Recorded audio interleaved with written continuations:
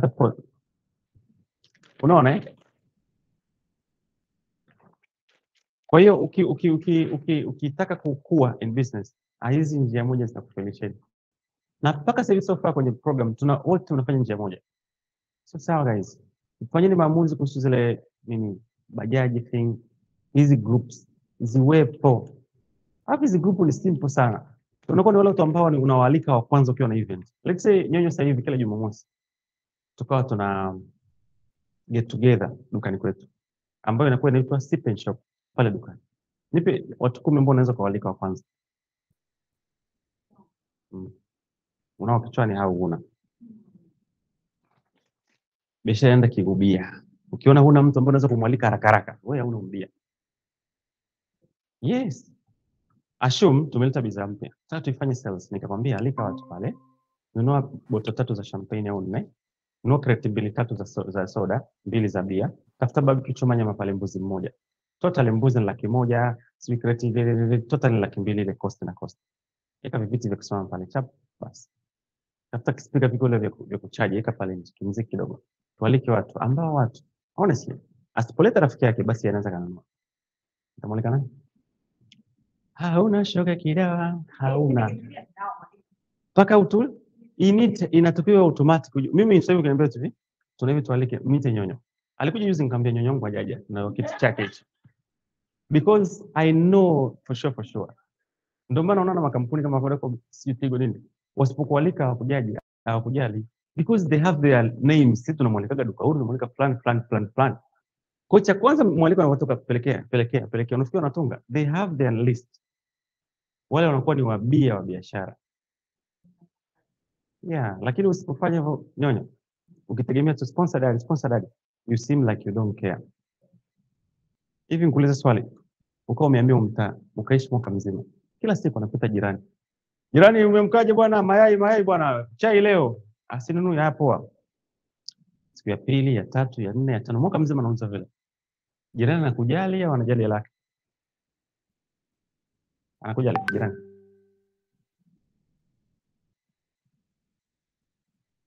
The same as you. Content ya kwanza, mtandio. Ya pili, kofia. Ya 3, shirt. Ya 4, kiatu. Ya 5, nini? Ukiona hawajalewa content unainuka, jamani nje mniungishe. Yani wewe from content ya kwanza mpaka kufika content ya 20 ya 30. All you do is nipeni pesa. You don't care. If you really care, ungeuliza something else. Kuna this pyramid thing. Hii ni products, hii ni services. Na hapa nini? Naanza kupatia products, services and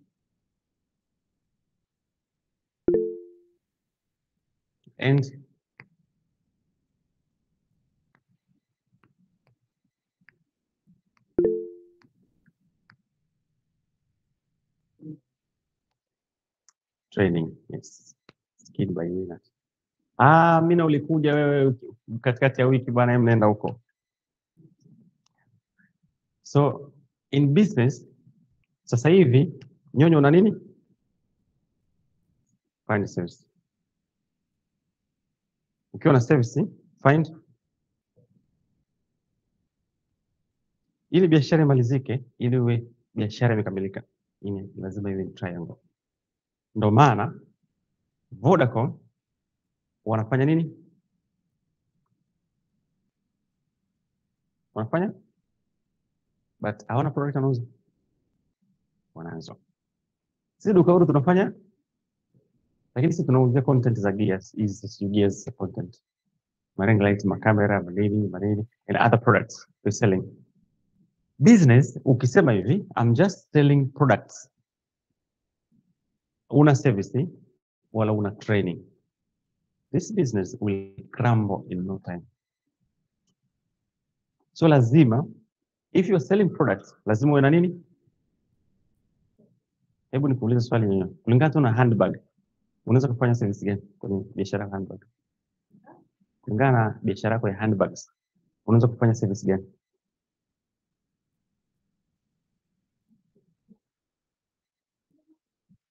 Hii ni bidhaa. Huduma gani unaweza kutoa? Kuna biashara ya bidhaa, kuna biashara ya huduma, kuna biashara ya mafunzo. Hizi ni biashara ambazo kila biashara lazima inazo zote. Sisi tuna training, tuna huduma za kusimamia mitandao yako, kusimamia wewe, na tuna product. Wewe kutokana na product zako unaweza kuwa na huduma gani? Urembo si bidhaa. Mbona unacheka?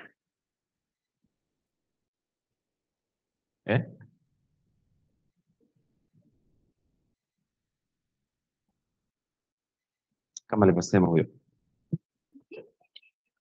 Mfano handbag hizi wanakaga kwenye misumari. Nipe mfano, wanatoa msumari hivi. Huu mkanda ukiwa mfano sio hii, ni ile mkanda wa hivi, unajikunjaga kwa sababu msumari muda mrefu. Alafu zinachoma, unajua zitapauka. Kuna zile polish za handbag unazijua? Ziko gozi polish au unazijua au sijui? Halo. Sasa ngonyonyo vipi ndugu yangu? Natoa mfano handbag, yani najua huzi. Natoa mfano handbag inakuwa na polish zile sana unajua? Kama ngozi kama hivi una shiny. Hamjui? Soki. Kwani hujui? So, ukiwa mfano unauza handbag, tangaza na huduma ya ku-revive handbag zilizochakaa zinakuwa mpya. Maana yake ndio. Kwa wewe alichokupa idea ni kwa sababu unauza urembo, you can do makeup. Pale pale usitupako. Na sio lazima ufanye. Thinking sisi wa Tanzania tulivyo, kama fanya makeup. Mimi sio makeup. Kwa nini nimekwambia wewe shoga yangu? Mtafute mfanye makeup kaa hapa. Kwa hiyo ukiepuka na product na service, unakamilisha sasa biashara kutegemeana. Anayetaka huduma lazima atataka bidhaa ili afanye huduma yake. Anataka bidhaa atataki huduma ili bidhaa yake ikae vizuri. Sawa. Sasa ushaanza kuwa na product au unazo product, think ni huduma gani zinaweza nikawa nazitoa tena with the same product unazoziuza. That's it. Ndio maana mtu anayeuza, kuna biashara zinaendana. Ukifungua Kaosh unaweza kuweka Kimini bar au Kimini juicer, si ndio? Ukifungua Kaosh unaweza kukata laundry machine pale. Ukifungua Kaosh unaweza kukaba mfano shushaina, viatu. Yani sisi tunapofeli ni kwamba we are thinking one business, lakini within one business unaweza kupa 10 businesses. Hicho ninachomaanisha. Mtu anakuta anauza mfano, mimi naonaga kufanya biashara wengi sana. Kuna mmoja simtaji mkubwa anauza viatu. Sasa hivi anafuga kuku. Isi alivyoruka.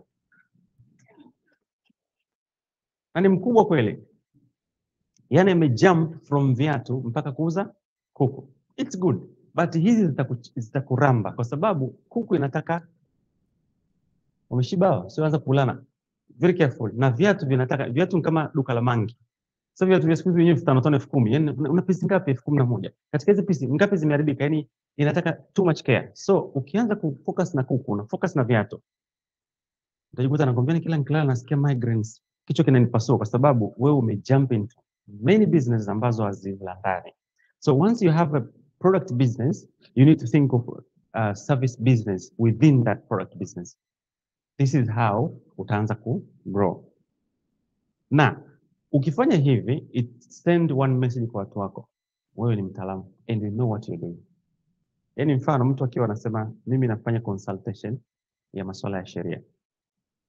Alafu akasema lakini pia nina articles na vitabu nimeandika kuhusu sheria ndogo ndogo. It shows huyu jamani mtaalamu sana. Unatusaidia consulting bado unauza vitabu. It shows huyu jamani mtaalamu mpaka ameweza kuandika article. Huyu ni mtaalamu. Sawa. Lakini pia ninafundisha wakina mama, madereva, kudai haki zao. Unaona amekamilisha pyramid ya biashara. Huyu hawezi kufeli kwa sababu siku akiwa hana huduma, ana training. Akiwa ana training ana bidhaa ya kuuza. This is how you maintain a business. Ndio maana every business duniani haiendeshwi na biashara hii. Never. Nitajie mtu unayemjua mwenyewe yoyote ambaye afanye service, product na training. Nitajie unayemjua. Yoyote tajiri au mtu ambaye amefanikiwa hana biashara hii nyonyo. Hana biashara moja. Do you think tutakuwa mamilioni nyonyo kwa biashara moja kweli? Subutu, hatuwezi. Lazima uwe na other businesses. Ambasa kwenye service businesses kama unafikiria one of each ni air, Airbnb. Hii ni automated business. Yaani wewe unahitaji kusimamia. Inajiendeshaga yenyewe tu. System ya malipo hiyo vizuri, system ya kupokea wageni hiyo vizuri, records hizo vizuri, usalama, security and everything done. Eka Dodoma, eka Arusha, eka Mwanza, position chochote. It runs itself. Sasa Airbnb business, mfano mwingine ningeambia fanya mtu anayefanya decorations, anauza vitu vya ndani, pazia, nini. Kodi nyumba kama hili. Ile kuna vitu vizuri, ingiza kwenye Airbnb. Kwa hiyo wewe utatafuta designer kama pazia, wewe unauza pazia, weka pazia. Ukiweza kuexpand your reach kwenye biashara, this is how unaweza kusurvivisha biashara moja. Unajua nyonyo ulivyo sasa hivi akili yako imejifunga kwa sababu unafanya biashara ya accessories. Muulize madam anafanya biashara gani? Yeah.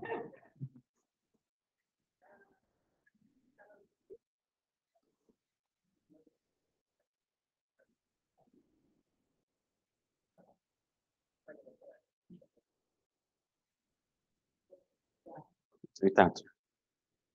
Mpe idea ya tangazo lolote au idea ya kufanya biashara kulingana na biashara zake. Yote tu.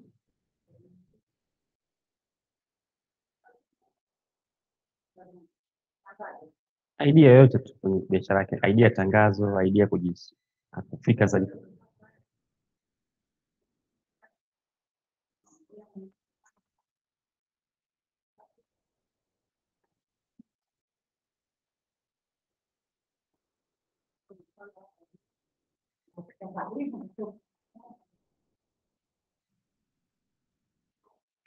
Mwambie akupe idea tangazo la biashara yake.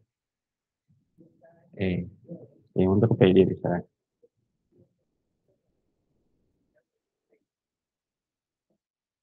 Mwambie akwambie nyonyo akwambie. Tangazo lako wewe sasa la biashara yako wewe au idea.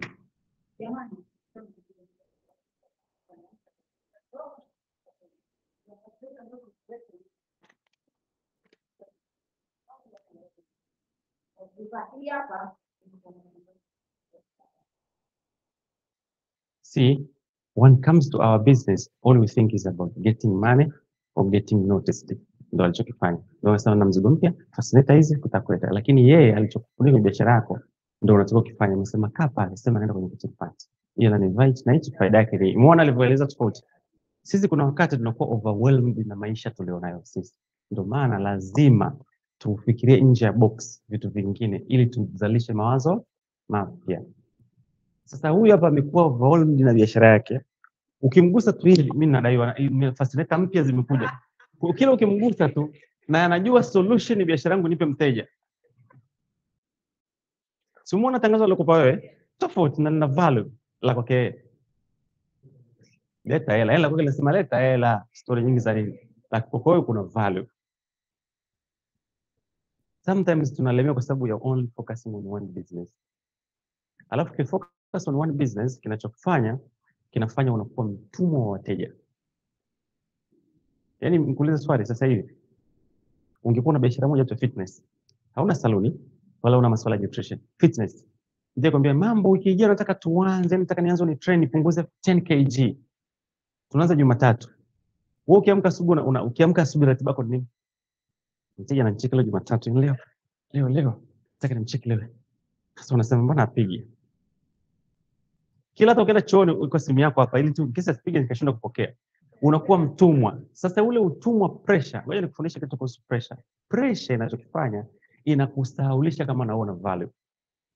Bro, shampendaga mtu. Penda mdada. Ukimpenda, ukiwa too much in love, unasahau na mimi nina mata. Unaelewa, yani pressure always inakwambia kwamba you don't matter. Only this matter. Kwa hiyo unasahau kwamba kuna kula, kuna kumpiga mama, kuna kukutana na watu wengine. Leo mteja anaanza naye training. Kwa hiyo unakuwa hivyo. Asipopiga unaanza kufanya.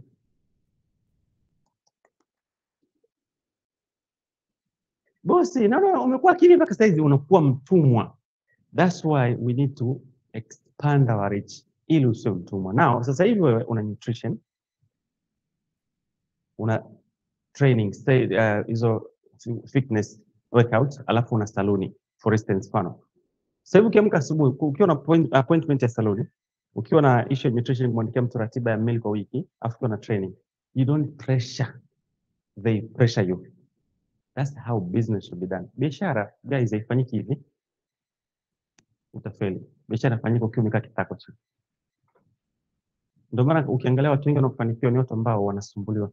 Pokea simu. Mimi soma comment pale kwenye Ramsek, biashara za Ramsek, comment zake. Hawapokei simu, hawajibu WhatsApp. Lakini kila post ikipostiwa wamejaa. Ukifanya biashara under pressure, wewe ndio unaharibu biashara kwa sababu unatoa thamani. Lakini ukifanya biashara ukiwa umechill, thamani inapanda kwa sababu mtu anasema, "Umemwona alivyokaa? Yaani kajea mwenyewe ka relax." Yaani jamani, watu wengine, mteja anaona you have so much value, lakini ukiwa under so much pressure, anakuona kabisa you are intense. Anakuchezesha. Ndio maana lazima unapofanya biashara nyonyo, sasa hivi tuna product. Sio kuongeza more product, ni kufanya service business. Ukitoka kuuza accessories, ukasema sasa nauza jamani sasa na accessories za magari, ni pressure juu ya tafuta huduma. Huduma ina relieve mzigo wa product business, una relieve hapa. Hujaelewa, niulize tu.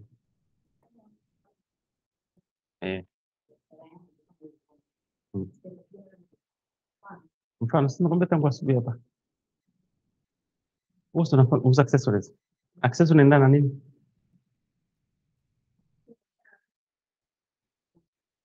Nguo ni product. Accessory ni product, nguo ni product. Inaendana na nini accessories? Yaani wewe unaweza kuuza accessories, nguo and everything, ruksa. Lakini ukiacha product, nini kinaendana na zile? Alishakupa jibu ile muda mrefu.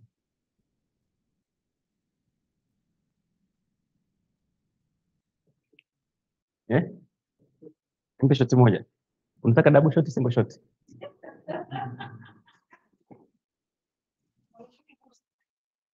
Tulikwambia, huyu alikwambia unaweza kufanya hata makeup, salon business, kushonea nywele. Yaani kuna vitu ambavyo ni huduma. Yaani si unaelewa huduma makeup, sijui salon, ni vitu ambavyo hivi havihusishi bidhaa, ila vinahitaji bidhaa viende. Mfano huyu hapa ameweza vizuri, saloni ni urembo. Ukianza kusema mpaka nivae belt inanumiza, njoo mazoezi kupunguza kilo. Akija mazoezi ataambiwa usile makuku yako, kuna nutrition. Kwa hiyo engo ile mteja uende mahali. Ukila nutrition bila kufanya mazoezi, utazidi kujaza calories mwilini. Ukifanya mazoezi bila kubadilisha meal, yani usije alivyomweza. Kwa hiyo mwisho wa siku inategemeana. Kwa hiyo mfano mtu akisema mimi nashonea nywele. Nywele ni accessory, nywele pia ni accessory na kushonea. So hata unaweza kununua kwangu au ukaja nayo, tutakushonea. Tutakufanya makeup. Kwa hiyo mtu akitoka kule alikotoka, anasema naenda kwenye shughuli leo. Accessory anachukua pale, kuna kichamba pale cha kufanya makeup. You understand? Kwa hiyo think of this ili relieve hii. Ukifanya hii peke yake, first of all, utakuwa under so much pressure. Faida itajitosheleza and you'll never grow. Nikupe ushahidi wa mfano kabisa. For education purpose guys, I don't mean to harm no one. Muda gani umemjua Mama Shade?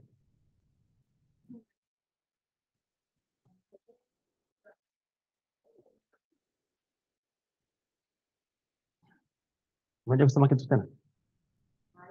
Yes. Yeah. Una muda gani unamjua AJ Fashion? Hiyo mama. Ukiwa na only one type of business ku grow stop. Wewe ni kuibeni siri na hamna mtu atakwambieni. Do you know kwa nini Nifa anafanikiwa? It's not because ana influence, because ana multiple businesses. Biashara haiwezi kufanikiwa bila kuwa na multiple business. Huwezi. Kwa sababu sasa hivi mshindani wa mafuta kwa Nifa hana beddings, sio na vitu vya beddings pale, si ndio? Mshindani wa beddings pale hana nguo.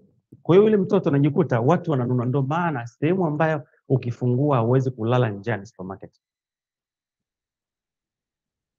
The idea ya biashara ni kumvuruga mteja. Asijue anachokitaka afu anunue asichokitaka, na yani ni asielewe anunue. Kwa hiyo ndio maana supermarket tukiingia, yani hata sasa hivi tukiingia mimi na nyinyi hapa, unataka nini? Juice, unataka chocolate, tukiingia mtabadilisha maamuzi kwa sababu ni mezi na kuvuruga. Sasa inapokuvuruga unajikuta unafanya decision huku unaitaka. In business, when you focus on one type of business, you won't grow. It's easy mtu kumshindani kukutoa, na ni rahisi pia kuyumba kwenye soko. Kwa sababu sasa hivi mfano yule dada ambaye anashindana na Nifa, asichokiona ni kwamba yeye ange opt other business, ingepush biashara yake nyingine. Lakini huyu mtoto kashashusha bei. Sema hii siku jiki imekuwa hivi. Tayari kashaivuruga ile biashara moja. Na huyu mtoto anasema kwa siku jiki ana beddings. Sio ana nini. Kwa hiyo yeye still ana mteja wa bedding. Yeye sio, unanielewa? Ukifocus on one type of business, it's hard to grow. Ndio maana mimi nikupe guarantee. In this class, ukituliza kichwa, you'll be on top of everyone because you have multiple business. Hata Amina anafanya, ni mtaalamu wa ngozi, dokta kabisa wa ngozi, lakini anaweza kauza products za urembo, anaweza kufanya salon, anaweza kufanya stara ya nguo, anaweza kufanya, it's all about personal care and look. Ukianza kufocus on that angle, utajikuta you're doing better than anyone, kwa sababu wewe mwenyewe unakuwa ni kama mannequin, ile doli ile la, kwa sababu ulivyoonekana, ulivyovaa, your business, niwaambieni jamani, you will never grow with just one. Huwezi kukua. Na this utakuthibitisha kwa kina Baresa, kwa kina Modeuj, kwa kina sijui Bill Gates, akina nani, wote hawafanyi one business. Ukifanya one business, mfano Rolls Royce anauza product ni magari na engine. Rolls Royce ndio. Lakini Rolls Royce ni customizer wa ndege zote unazoziona, ni service business. Zile engine za ndege anazozuza, ana customize engine ya gari yako yoyote na chochote. Kwa sababu Rolls Royce inamilikiwa na BMW. Kwa hiyo ana huduma ya kazi ya huduma ambayo yeye anafanya very luxury. Na akifanya kazi yake huduma ni luxury, yani wanakuja na vitu material kila kisasa na wataalamu wanafanya huduma.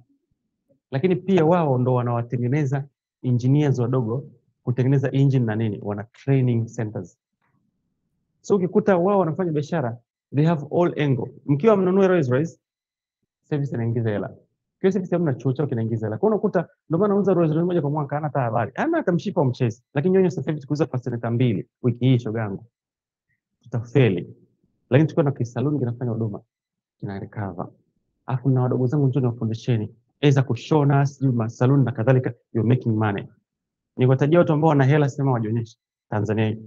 Mtafuteni mtu anaitwa mama mdogo. Nani anamuona dada? Ushamjua. Wewe mama mdogo? Ushanielewa. Mama mdogo yeye huko mtandaoni ndiko ni wa kawaida, afu anaonekana ni dada kawaida tu wa Tanzania. Ukimwona sema kama mshamba, lakini ule ana chuo kinaitwa mama mdogo. Alafu ana saluni zake. Alafu ana bakery pia. Sasa utakuta ana products, ana service, alafu ana training. Ama mshiki, mtakaa sana. Ndio maana mimi sasa hivi ukiniuliza sasa hivi nini cha kumuongezea mtu kama Nifa au Ramseki? Milionea, kasha kwa milionea. Nifa service ni Arusha nakuja, wanakidanda nyama, tujitahidi na sisi tutoke, nataka ni washauri ni wewe tu. Mje na mtaji wenu, anauza bidhaa. Kwa hiyo anafanya training, uje mtaji kuuza bidhaa, alafu naweza kudecorate duka lako. She will make a lot of money. Hizi sio Ramseki, sio Nifa, Vunja Bei, wote wanaisini mwalimu. No, ni kwa sababu in business wewe ni mwalimu because you have experience. Mimi my first experience airport nilitolewa kwenye line kwa sababu kuna Mwingereza passport yake ina tofauti na kwangu, yangu ya blue.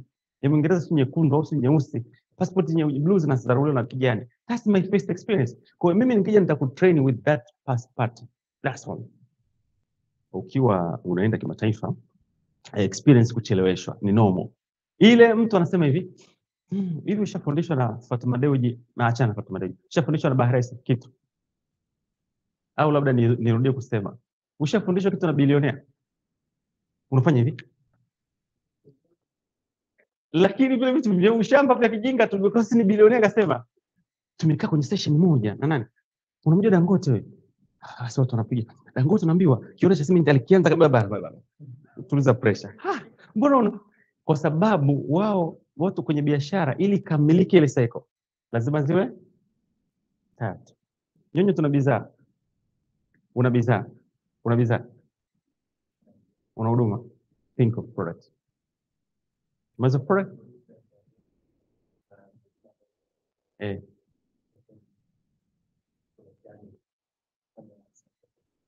Saxophone. Yeah. Alikuwa anajibu kabisa, mimi naangalia jibu, Soda anasema ninajibu. Mpe jibu lake. Yeye anafanya saxophone. Saxophone. Yes. Sema.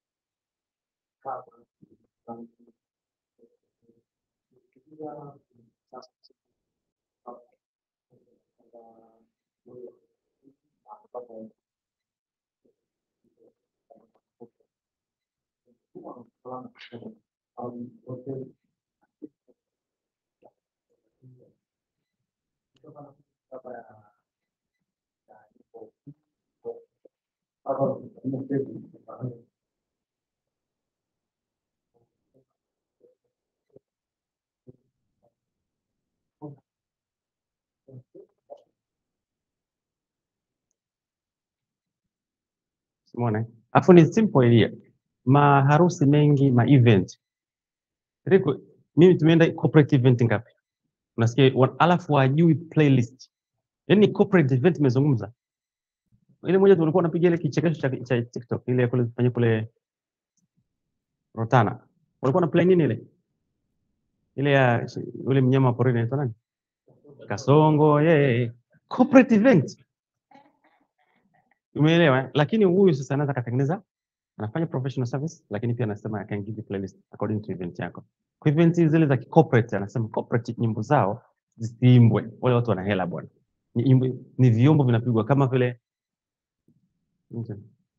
orchestra hizo.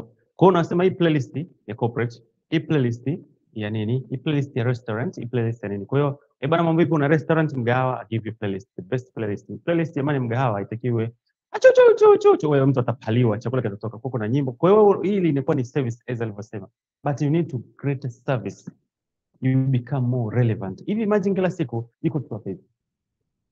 Alafu siku moja akasema, bwana, hii ni nyimbo ya Diamond kwa nikifanya, lakini nimetengeneza playlist ambayo ni hizi. Unaweza kaniambia nataka nyimbo za Diamond lakini zilizopigwa tu ala. Nazo nitakupa playlist yake, nazo nauza kwa issue ya harusi, events, mgahawa, bar or anything. Popote pale unataka muziki ule lakini unataka fujo ile unapenda muziki, I can create playlist for you. Lakini pia unaweza customize. Nauza kuanzia nyimbo 10 kwa shilingi 1,000, nyimbo 20 kuanzia 300 na 200, lakini pia unaweza kaniambia choice yako, I can give you that. So I have a product now. Now you become more relevant. Kuna mtu ana sehemu ambako hataki uende. Unaona Wahindi? Ukialikwa, mimi nishalikwa na event ya Wahindi. Kila saa kwa hivi, kwanza mmoja, tumelipa tiko chana hipati wanakuangalia. Nitaiba, nitawaibia, yani sisi ngozi nyeusi. Kila saa kigeuka hivi, tumelipa tiko chana hipati. Kaona pia raha. Wao yani nyonyo hawatulii. Kila saa kwa hivi. Sio wanaonaje ngozi nyeusi. Sasa anaweza kapenda upigaji wako hapo kasema hivi, Sandi, calling this guy. Nisikia, I don't really need black man. Black man. Lakini if I have a playlist. Akasema, how much are you selling for playlist? So we have this setting song, we want to prepare setting songs.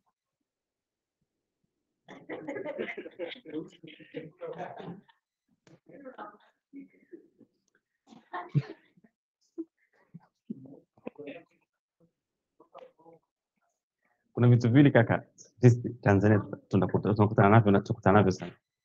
Cha kwanza, language barrier. Inaturudisha sana nyuma kibiashara. Do you think mimi nyonyo ningekuwa nazungumza Kiingereza, mimi ningekuwa na umana hivi na Vuse tembe kwa? Au na nao ningekuwa nazungumza Kiingereza, angekuwa na umana hivi na Viti. Sio mnajua Viti?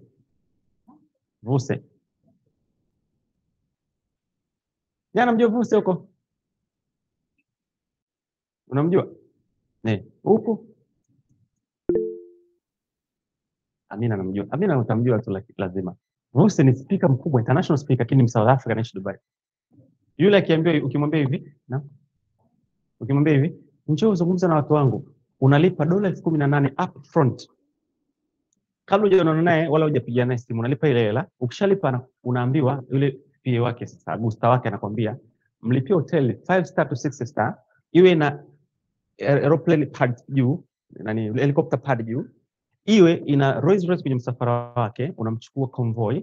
Alafu ukifika kwenye ile event anakuambia lazima kuna meza kinaiko kawa yangu juu na nini. Yaani ni masharti yule baba kama anaenda kumtengeneza uhai. Ni speaker anazungumza 1 hour kwa dola 18, 50 million 1 hour. Kinachomfanyia nani kwa sababu gani? Language. Anachokizungumza mimi anifui dafu. Lakini kwa sababu yeye ana nini? Language. Kwa hiyo kuna international relevance. Kwamba mtu anazungumza kitu kina relate kimataifa. Mimi nikizungumza it's just Swahili. Jambo la pili bro, color. Hii tutakutana nayo sana. Hii ngozi ni shida. Ndio maana kuna creators wakubwa wanatoka Afrika. Yuko namba ya creators wakubwa wanatoka Afrika. Lakini creators wengi wako Afrika. Lakini creators wanaotambulika huko nje. Mimi kuna watu naona kama wala kina nani wala kina MKHB, Beastie, Mr Beastie. Wale kwa sababu ngozi MKHB ana struggle kujitengeneza kwa vizuri, lakini kwa sababu ngozi yake ni Mr Beastie anapewa nafasi kubwa sana. Beastie anapewa nafasi kubwa sana. Lakini ukiangalia Beastie na MKHB kaanza yule jamaa achana naye. Hivi unajua maana ni bilionea. Ndio maana Tanzania pia wanachukua kujifunza hicho kitu. Ningekuwa naweza kurekodi content ya Agnes akaipost ningewaambia Watanzania biashara sio product peke yake. Kuna huduma na training. Hizi vyote ni biashara. Sasa hivi kuna mtu yuko hivi, wewe Dukuru unafundisha watu biashara yako ni hii unayoiona. Unafikiri yule kijana anakaa kwenye kamera yake hivi, anawasha mic anaanza kuzungumza. Anaposti wapi? Mtandaoni. Ni bilionea. Hajawahi kufanya kitu kama hichi tangu kadogo na miaka 7 mpaka sasa kama mtu mzima karibia 40. Just that. Lakini kwa sababu ya ndio maana tunapokuwa na hizi lengo zote kwa sababu ya Uafrika wetu na lugha yetu inasaidia. Mzungu anaweza kununua product yako, sio huduma yako. Umeelewa? Mimi mfano before Fatuma Dija janitafuta alikuwa anatafuta product kwenye vitabu vyangu. Ile Fatuma pale. Mungu nilifanya na session ile. Lakini hii service alioje kuja kukutana naye. Yaani kama vile alikuwa haitaki lakini kanitaka. Yaani ni kama vile unaona kama hivi, what can you teach me? What can you teach me? Wewe ni Mswahili. Of course mimi Mswahili lakini najua karibu kuliko wewe. Mimi najua Tanzania wanataka nini, wewe hujui. Mimi shaka nao kabisa nikala nao miogo. Wewe hujawahi. Watasema tu, a lot of customers are leaving you. Wewe unawajua Tanzania unapoondokaga, ondoka na nyodo. Yule hajui kwa sababu hajaishi na sisi. Ndio unashanga mnaita international speaker anakuja Tanzania anazungumza. Wateja inabidi muongee nao mcheke nayo, unawajua Tanzania. Mtanzania akiondoka dukani kwa anaondoka na nyodo. Akaenda kwa huyu, anasema mbaya yako yote. Alafu baadaye akisema, hii business siwezi kuipata kwa huyu mtu. Anarudi nyonyo yake.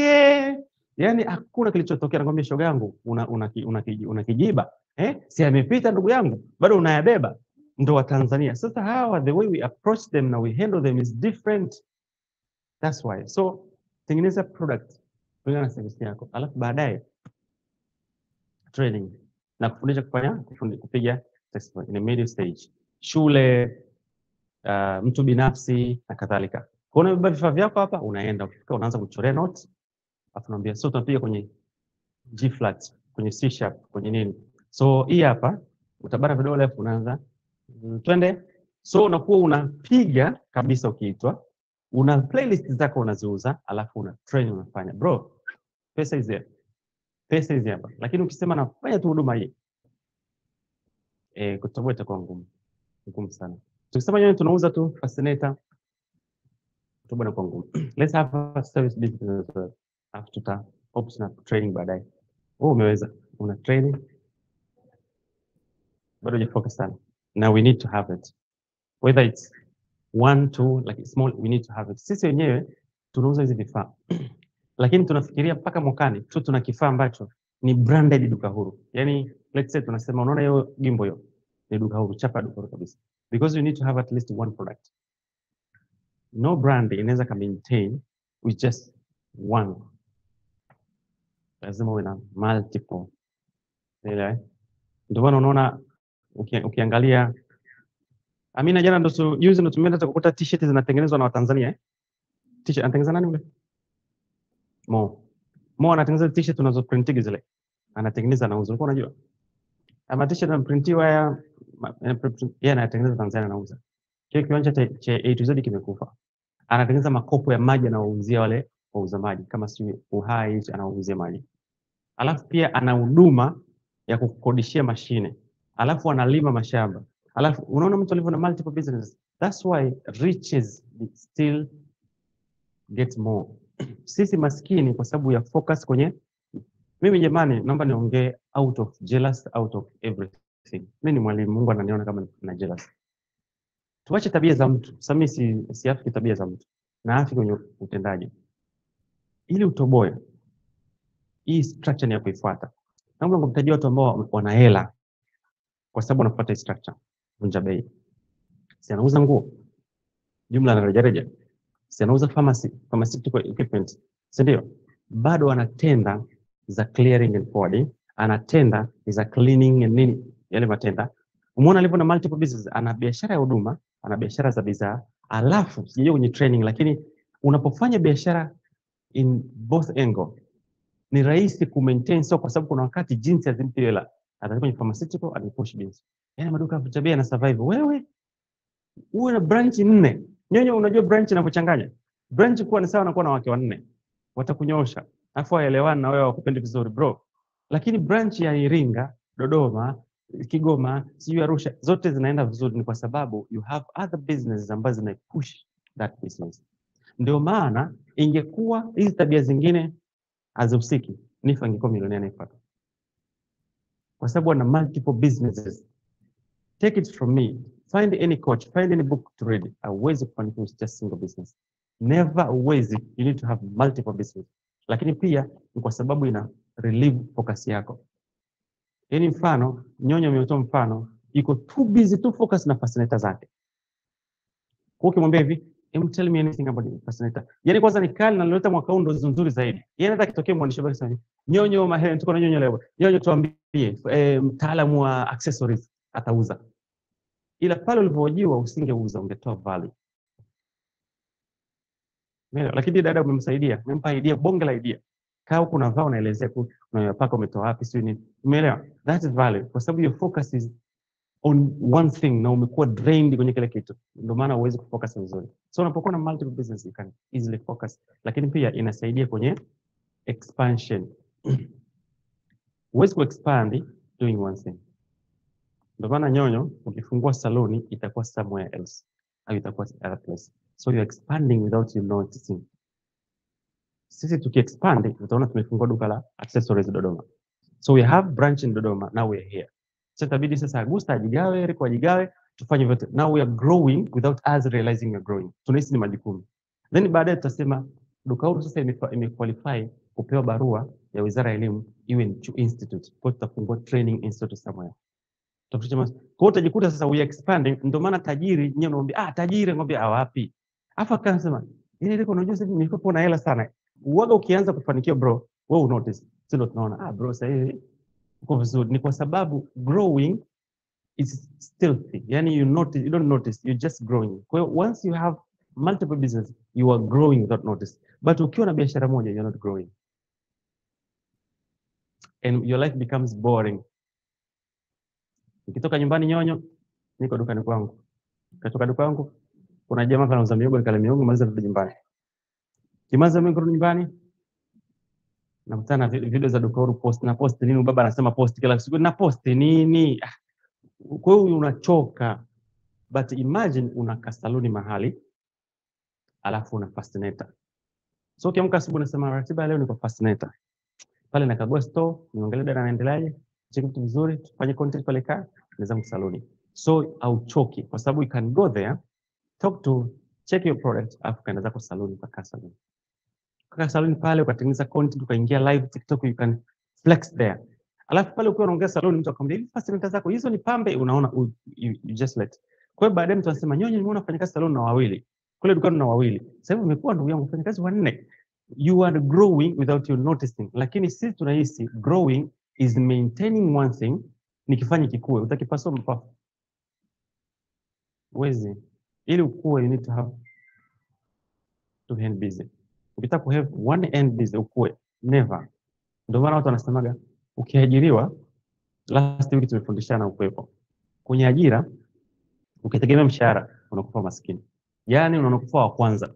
Kwa sababu mshahara ni 600,000. Huo mshahara 600,000 bro, nyumbani unaujua? Wife wanaujua? Ndugu zako wanaujua? Ndio wanaujua. Kwa hiyo Augusta kabla hujapokea 600,000 yako, mama ashapiga hesabu. Augusta kipika 600,000 yake tamani kupata 100,000, Augusta tabaki na 500,000. Wanaanza kupiga hesabu uje upokea. Kama ni mke unaye, mke alishapiga hesabu, bibi akipata mtumbeza nita 70 hapa nje mfukoni na kukati mane yangu. So ule mshahara umeisha, uje ushika. Ikiwa unautegemea utafeli. Hii ni same na kuwa na biashara hii. Ni same. Yaani ajira ule mshahara unaopata na kale ka biashara kimoja nyonyo unafanana. Yaani wewe na mwajiriwa mwenye anategemea mshahara mnafanana. Sababu nyinyi mtu anakukadiria. Nyinyi pale ukichanganyaga kufanya matangazo vizuri ukichanganyikiwa. Hao wateja wanajaa pale. Unaweza kusema milioni 10 7 pale. Kwa hiyo wao wanajua exactly, but if you have multiple hulemewi. Nasema ni kweli. To have different. Na mimi nakwambia kwa sababu wakati naanza duka huru ilikuwa ni duka huru tu. Wewe ukisikia tu hivi post imepostiwa mtandaoni. Duka huru tu kwenye event ya Dina Marius. Mwanangu jambo. Sasa usisahau basi huku ile waya umeme urekebishwe na unasema tu ile milioni 2 iliyoingia inaanza kutawanyika. Mama jana kwamba Jamali kameza jembe huku. Unatoka kwa Jamali. Ukawa tena mpenzi naye baby wewe una hela ine ile na pasuka kwa sababu wanajua you've got it. Lakini when you have multiple they don't notice you have more. They know you have money like they don't know how much. Ni kama Diamond sasa hivi tuongee ukweli anatengeneza shilingi kwa mwezi. Hatujui. But before alikuwa na show akisema tu hivi na show Mtwara afadhali. Hapa kwa milioni 20 you can predict the amount. Ndio maana having one business huwezi kukua because of that. Kwa ile inakuwa flooded na majukumu na inalemewa, so unajikuta you don't grow. Ndio maana mimi hata hapa Simona Samson anatengeneza content, ana channel yake YouTube anafanya content, Agnes anafanya keki na vyakula, Amina naye makeup, keki, vyakula, beauty, si nini huyu, kila mtu kwa sababu gani? You need to create another source of income, jifunze kitu kingine ili wakati unakuwa kimaisha baadaye uweze kuchannel. Bro, duka moja. Ndio maana maduka ya mangi wale wa baba either hawapendi familia zao au wakorofi sana. Duka cha mangi. Kwa sababu ukiuza mtu anakitengea kelele lazima mkorofi. Unajua ndio maana lazima mkorofi uuze. La sivyo bro. Ukiuza 2000 kitalika 1500. So have business tofauti nyonyo itakusaidia pia hiyo pressure kupungua na kusaidia kusupply. Kwa sababu utasema kwa sababu ni huduma naweza nikachukua hela yake wakala nyumbani, mama nikaguza na kila kitu. Hii sigusi. Hata 100 sili. Yaani hela huku sigusagi. Hii ndo mnapasua mitoko auti na mkinotice Wahindi wanafanikiwa pana Waarabu. Mwarabu ana biashara yake moja ni kwenda vacation tu. Magari tu wanaendesha vacation kwa sababu ya this system. Alafu na biashara nyingine hawali hiyo hela. Yeye hela na pile up benki mpaka benki inamwambia lazima mchukue mkopo. Si unajua analazimishwa. Anachukua ile mkopo afu anarudisha. Ile hela ina pile up. Ikisha pile up anachukua aenda kununua bondi za serikali na ile hela. Anachukua ile certificate ya bondi anaenda kununua nyumba kama hivi kwa chini. Alafu anachukua nyumba anapeleka tena benki. Jengeni gorofa, mtanipa gorofa 5, chukueni 4. Anachukua anatulia. Hii hela inazidi kujipile up, wanakula hii. Ndio maana hata kitokea corona wenzetu wana survive. Unamwambia hali mbaya biashara zimefungwa iko na Prado mpya. Biashara zimefungwa na Prado mpya kwa sababu wao walishatengeneza system mapema. Sisi tukifanya hii moja nyinyi we will struggle guys. And this is from experience as well. Mimi personal experience nimewahi kuajiriwa mimi na vyeo vikubwa sana. Nishapewa cheo hadi cha zone operation manager. Haikui hela. Ndio maana mtu akiniambia maisha ya kutegemea one source of income nitamwambia mabaya sana. Doesn't matter unapewa milioni 100. Bro, tutaipigia hesabu. Wewe si ndugu yetu, tutapigia hesabu lakini once we have more we don't know exactly how much you're getting. So nitasema ambacho nakihitaji. Nikijua unachokipata nasema ambacho sikihitaji nini. Situtumie sipo, you understand? Na usipotoa familia nzima ni mbaya sana. Msimuone vile ana roho mbaya huyu ndugu yetu. Lakini it's because of that. So have multiple business. Nyonyo, unauza bidhaa, fanya service. Wewe simple kabisa ishajieleza. Bidhaa, training, anza kutrain watu. Na usiogope post. Ukifanya malizia. Bwana unataka kujifunza kupiga kama mimi na madarasa yangu. Unafanya kwa wiki shilingi kadhaa au level 1 unafanya kwa shilingi kadhaa. Lakini pia kama uko nyumbani kwako, kwenye gari yako, mgawa wako, event, unataka playlist, nazo playlist kuanzia nyimbo 5 mpaka nyimbo 30. Bei inaanzia 30 kwa shilingi 300,000. Lakini pia ukitaka niite mimi hapo nikupigie tuimbe kwa pamoja. Simple. Kwa hiyo you have both of them.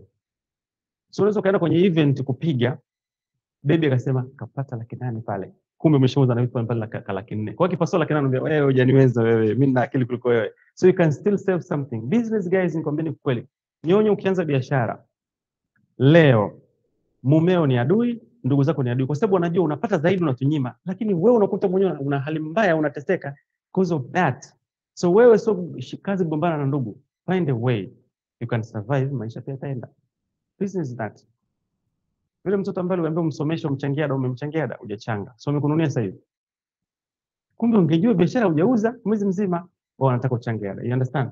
So have product business, a service business, with a way you can train people to do it. Training them kuuza kama wewe, train kufanya makeup, train anything.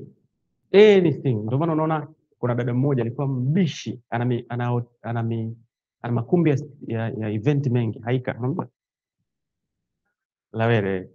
Mimi tangu mwanzo na train namwambiaga, nikamwambia utaweza tu. Sasa hivi anaanza kufanya training. Yes. Mwanzo nilimwambia wewe umejenga utajiri, yule dada ni tajiri. Nikamwambia ushajenga utajiri. You have service business. Start selling something. Ni hemko. Fanya training. Yaani unakoga si wakoje. Kaenda kona inatembea. Yeah. Lakini kwa sababu ya service business haiwezi kusustain kukua kwa biashara kufanikiwa. You need to have other business. Alafu business. So ukiwa na zote tatu, you keep doing this. Nila. Kwa hiyo how do you find a business? Angalia biashara inaweza kuwa huduma unatoa vinavyofanana au ambavyo viachani mbali sana, na training find angle ambayo watu wanahitaji kitu, you can do it. Kama wewe unaweza kaanzisha labda Instagram, ukika subscription, afu kasema labda guys, nina asubuhi ukiamka kwenda kazini saa 10:30 saa 11 nitakuwa niko live, nitakuguide on exercise. So kama hivi na mtu ana subscribe moja kwa mwezi, pili kwa mwezi, so you can make money online still. Kwa kwamba jamani, mtu kama go to normal mara kwa mara, this is how you do. You stretch it, you bend it. You stretch it, you bend it slowly. Au yoga, mama mjamzito kuna sana fanya wafundishe yoga, how to stretch it, to do that. So you can do trainings while your product and while you have services. Alafu mtu akisema training, kuna individual, kuna groups, na kila Jumamosi you find a place. Mwambie nyonyo njoo. Ndio kwa mna kutokana jasho jamani. Na ile mazoezi ya kawaida tu stretch. Vuta. Okay. Unajua hawataki mambo ya wewe mimi sio Tysoni. Hapa tu kidogo kidogo. Nyonyo kwa mrusha unakichaa. Sawa, lakini nyonyo. Tuache. Unajua nikwambia kitu nimejifunzaga. Watu wanaendaga gym sio kwa sababu ya mazoezi. Sababu ya loneliness au stress. Wewe si mtu una trainer, si unajua? Utakuta mtu yuko gym, ameenda kwenye treadmill, ameweka steam. Afu anaanza kisha. Afu anarudi tena. Afu anafanya. Oh, yani aje? Asipoa. Leo ngoja nipashe kidogo na mambo. Hayo sio mazoezi. Hayo sio mazoezi. Mimi nimefanya mazoezi, unajua taekwondo. Nimefanya taekwondo mpaka black belt. Ilikuwa tukiingia, mnaingia changing room. Huyu anakumbuka. Unabadilisha, unavaa G. Ukivaa kila kitu unaweka pembeni hivi, unatooneka pembeni. Afu unaambiwa egemea ukutani sali. Unaona ukikuta sali. Kwa sababu utatandikwa vizuri umia. Unaona mkono wangu ulivyo? Unaona huko hujavimba umevimba. Unachapwa vizuri unalia. Ulizotoka kamasi. Unapigwa teke unarusha kamasi kule. Kwa hiyo hamna mambo kuleti unasema tu hakuna. Nilikuwa nafanya mountain martial arts Arusha. Mazoezi unatoka ukitoka pale unaenda hivi nyumbani hivi. Unaanza kukumbuka. Umechoka ndio mazoezi tutaenda gym. Mimi niko naangalia gati pale kwa Mo. Ukipita pale kijiweni unaangalia pale kijiweni. Unakuta mtu kuna earphone yake kwa hiyo. Babu. Sasa mazoezi. Mazoezi na cameraman, eti angalia kuna mwingine kwa hivi. Anashoot kwa hivi sana, gusa kwa shoot kwa hivi. Afu unajua nini, nataka mkono wangu uonekane, bicep ionekane. Anajitumia.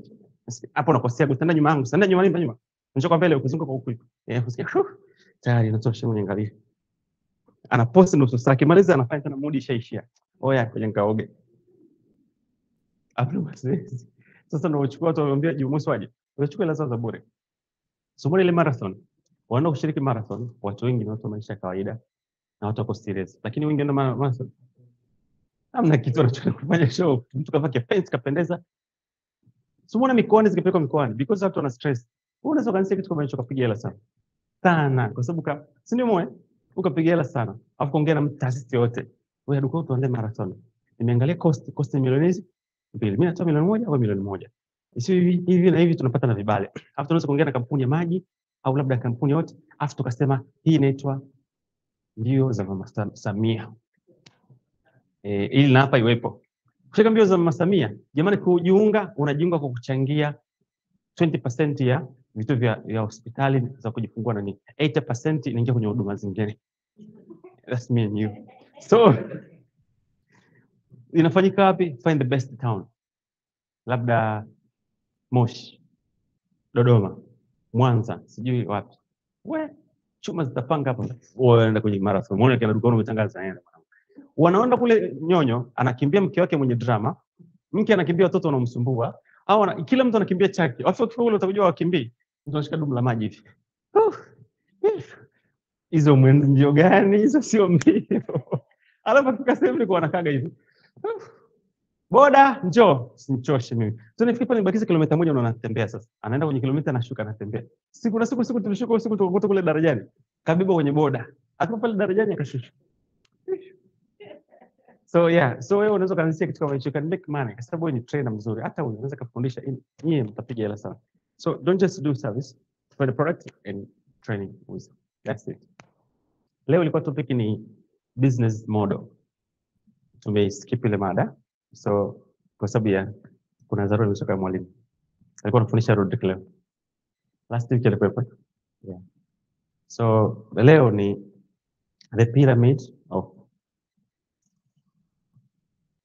Hii pyramid ni nzuri sana Nyonyo. Natamani niseme vitu vingine lakini vingine ni personal. Ila trust me.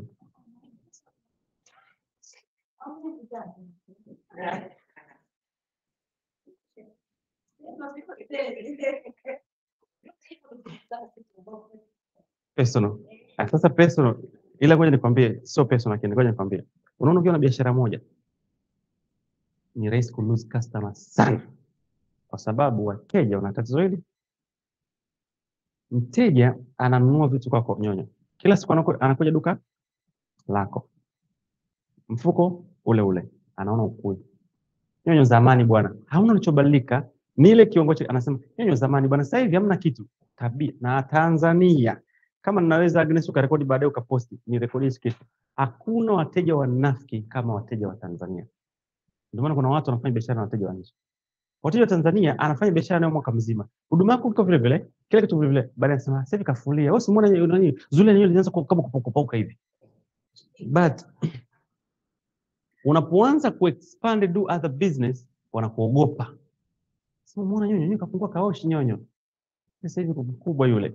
Hii biashara inapandisha thamani hii. Ndio maana Vunja Bei maduka yanaogopea kwa sababu wanafanya pharmaceutical. Huyu ana hela anategemea duka. Sasa mchuma anaendesha kichuma milioni 800. Wanaheshimu biashara hii kwa sababu ameonyesha biashara nyingine.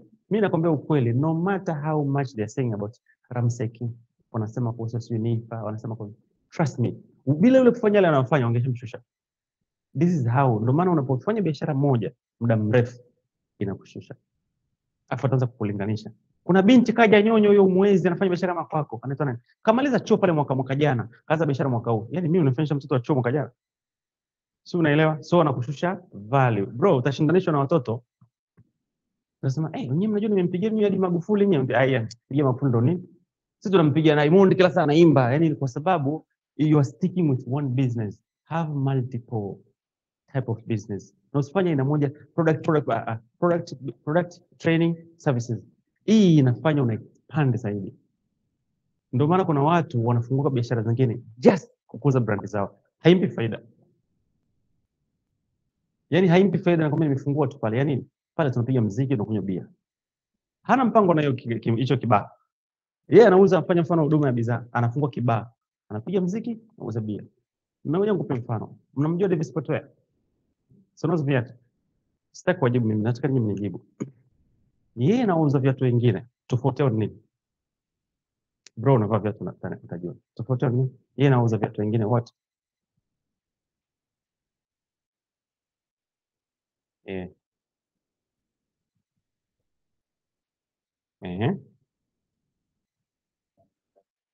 Matangazo mengi.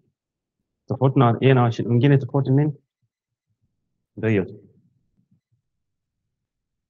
Unaona tofauti? Davis Potwea matangazo mengi na ile mikwara, nyumba kali, naishi nyumba kali, maisha mazuri, just that. Lakini yeye ukimfanisha sasa hivi na fundi miguu yule, ukifanisha pia na Robo Sportwear kuna tofauti yote. Lakini David ni mkubwa na hela yule jamaa. The thing is maintain one business. Viatu tu sasa unaona kawaida. David.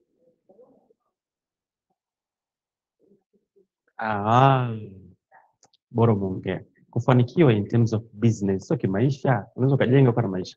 Kibiashara haipigi hatua. You look the same bro. Sawa. Isipopiga hatua. Wakati maisha yangu nyuma naenda. Iko hivi.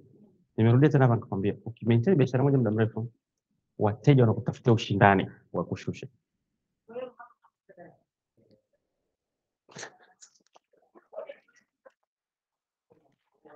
Nasoma kwa ukajuzi muda sana. Alafu wale mshusha ni anauzia mzigo yeye. Biashara muda mrefu, yeye ni kushahidi. Nikwambia mambo kwa pesa. Mimi nimefanya training muda mrefu. Hakuna mtu unayemwona mtandao anaje trainer na mimi. Leo kuna mambo nashindanisha na mtu mwanafunzi wangu. Yaani that is why usifanye biashara moja muda mrefu. Si umenielewa sasa nyanya? Yaani nature sisi tunataka biashara ambayo ina expand. Ndio tunaiogopa. Kama juzi umesikia Prada imenunuliwa Versace imenunuliwa na Prada. 1.6 billion yes. Umeona ule Prada alivyonunua? Prada ataongeza mauzo. Yaani naturally wanadamu tunapenda mtu alio na ziada. Ndio maana wazee wakasema fake it until you. Faking nini maana yake? Nyonyo. Kodi Prado, chukua ofisi kubwa. Afact kama vile hii biashara sio moja hii. Nenda kwenye kaushi ya watu, simama kwenye kaushi. Kana kijana anakusha daftari. Bana, katika biashara zangu mimi ninavyosimamia na kutengeneza rafiki na wafanyakazi wangu. Mambo ni kwa njoo. Kwa wakati unaona ile mikwara, watu wanaamini unacho na wanakuongezea. God love, Chief God love ana akili sana yule kijana, heshima kwake kwa sababu yeye amefake wakaamini nacho. Akamwambia leta kwenye group nikufundisha kupata hela. Group lake la 3.5 kujiunga. Wameingia watu 1000. Sasa yeye group zake kiingilio 3.5. Mkiingia 1000. Wana roho mbaya, usicheke.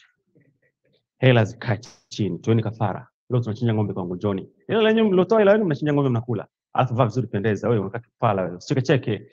Yaani ni vitu ambavyo he's making money kwa sababu gani? He's acting enough. That's the bad thing about business. Kwenye biashara useme hivi, mimi hamna shida jamani mnanyanyasa. Hukui, wallahi billahi hukui. Lakini fanya hivi. Nini? This industry I'm the best in this thing. Alafu kuna mtu yote hamna. Unakuwa.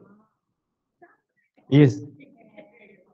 Lakini ukasema hivi, bro mimi unajua napiga tu saxophone yangu kwa sababu unajua jitahidi utatoka lakini. Yes. Lakini ndio maana mimi nakwambia sasa hivi bro ukitaka kufanikiwa, ingia mtandao sasa hivi. Afa duka uroni choko tu. Fala nini? Sinzoi chochote. Bro, leo unaenda mjini. Kwa sababu watu wataki mtu anayejitia unyonge. Wanataka mtu aliyejikakamua. Hasa biashara. Mtu angalia kaduka ni kale kanyonyo. Kaduka ni kale kanyonyo. Kaduka anasema tu hivi. Nyonyo sasa hivi watu wanaela mjini.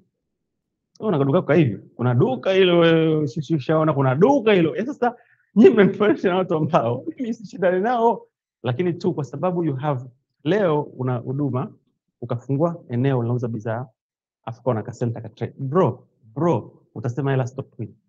Kuna binti nilikutana naye akanitumia milioni 1. Nilikuwa na record. Ni mwanafunzi ameshukuru. Anaitwa Nora by the way Kareko. Ile Nora alikuwa anauza cosmetics always. Yaani angalia hapo vipodozi original. Vipodozi _original. Anauza cosmetics siku zote. Alipokutana na mimi sikumwambia uze mashamba. Nikamwambia unauza cosmetics tengeneza product yako inaitwa Yellow. Ile lotion inaitwa Yellow huyo. Kaitengeneza China package nzuri leta. Nikutana ningeona ananiambia bro nazima simu. Ninauza big time. Why? Kwa sababu wateja wameona hivi una expand. Na alikuwa siku zote anauza mavitu kibaya kina mama, lotion manini, madawa ya kuongeza. Lakini walikuwa alivyoona na expand biashara kuna msanii mmoja mfanya biashara, yeye ndo msanii pekee anapambana na biashara. Alikuwa anauza sisemi kwa sauti naandika hapa. Alikuwa anauza paka haya. Na anapata hela sana. akaja akaanza kuuza lotion. Amepata hela mara. Umemshamjua msanii? Umeshamjua? Huyo.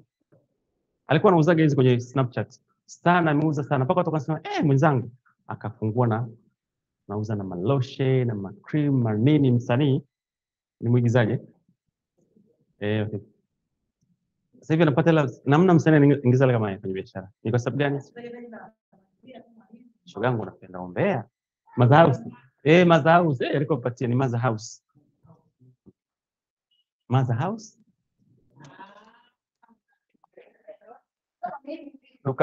Duka huru na wanafunzi wake wote ombea. Shangupe. Umeona? Kwa hiyo sasa ili ukitaka kuongeza mauzo, expand. Bro wewe, pana sasa vidage. Shuka South Africa. Ushika pale, shika piga sema, bana leo nimeitwa na familia ya AKA Worldwide wameniambia nije kule. Bro, unakuja lini basi tufanye booking? Watu wanataka anaye expand. Sio loka pale chini. Ndio maana tunasema tu expand, tuweze kuexpand with just single business. Tumetoa mfano mwingi Vunja Bei, angetulia maduka yake yale.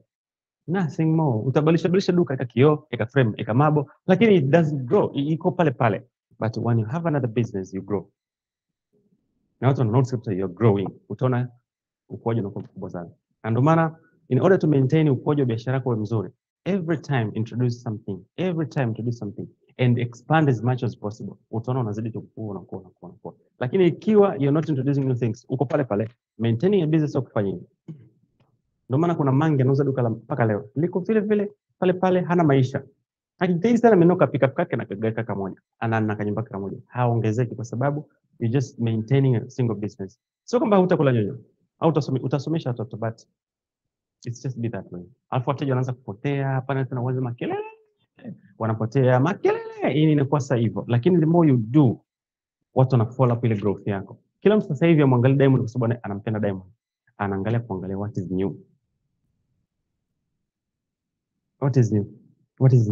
What is new? Millard ameanza kupata tenda za kimataifa baada ya kuonekana yanakuwa. Clouds akafunga studio yake. Akaanza kuitwa Marekani, anafanya coverage kubwa because of growth. Wewe growth within ndio inafanya biashara inaanza kuonekana kupata deals kubwa. Mtu akwambia sipati deals kubwa, fanya something else. Deals zinakuja. Ukipata wateja wakubwa, do more things. Ndio maana mimi nikisema mtandaoni post content za jamani bidhaa zimeshuka, no, do more. Zungumza kuhusu hali ya hewa, mahusiano, pressure ya mahusiano. Watu wanapokuona una touch 360 angles ndio wana engage na wewe. Fuatilia hata content zangu. Content kisema jamani, Neuroscience of Marketing ina views 5,000 au 7,000.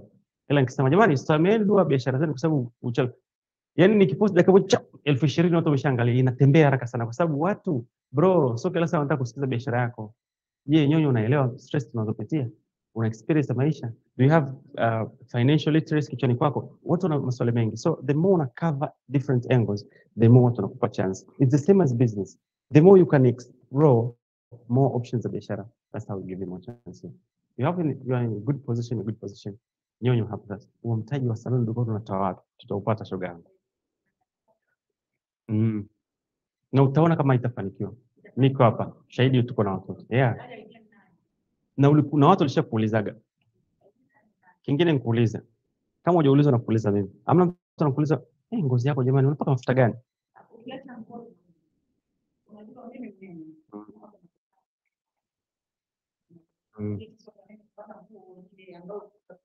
Yeah.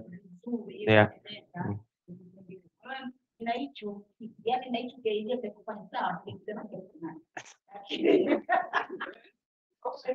Yeah. Tayari ninacho hicho. Yeah. Ni pambe. Yeah. Logo ina. Kwa kwanza kwa mimi mwenyewe mbona mwenyewe. Okay.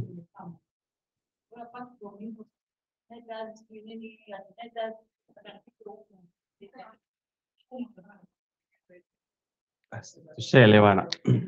Tushaelewana sawa. Fanya mdo kidogo.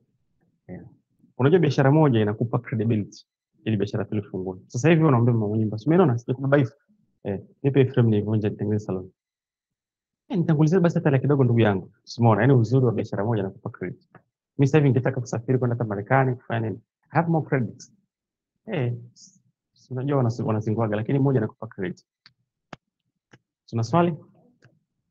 Leo ni hapa tu. Alafu kuhusu bajaji guys.